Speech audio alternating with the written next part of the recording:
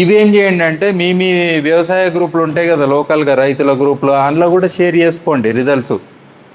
అట్లనే ఒకరోజు మళ్ళీ ప్రెస్ మీడియా అందరినీ పిలిచి చెట్లు వీక్కొచ్చి చూపెడదాం, ఫోటోలు కాదు ఇక. ఇక్కడనే ఈ గోడపాంటి లైన్ దగ్గర అన్ని చెట్లు పెడదాం, ఇది పలానా ఊరు పలానా మనిషి, మీ ఫోటో కూడా పెడతాం. కావాలంటే చౌరస్తాలో బ్యానర్ కట్టి పెడదాం చెట్టుతో పక్క నా ఫోటో ఉంది. నరేంద్ర మోడీ గారు వస్తే నా ఫోటోనే పెట్టిరు, ఎందుకంటే నేను బెండ చెట్టు మామూలు మట్టిలో పెరిగింది, ఫీట్నర్ ఉండే. నేను ఈ బయోచార్ వేసి పెంచింది 6 ఫీట్లు ఉండే. ఆ 2 ఫోటోలు అడబెట్టి చూపెట్టారు మోడీ గారికి కన్నా శాంతివనంలో. దాని పక్క నేనే నిలబడ్డా కదా ఇట్లా పట్టుకొని, అర్థమైందా?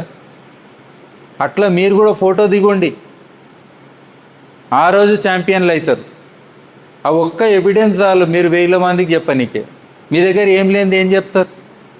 ఇన్నరు చెప్పిరు ఏం లాభం?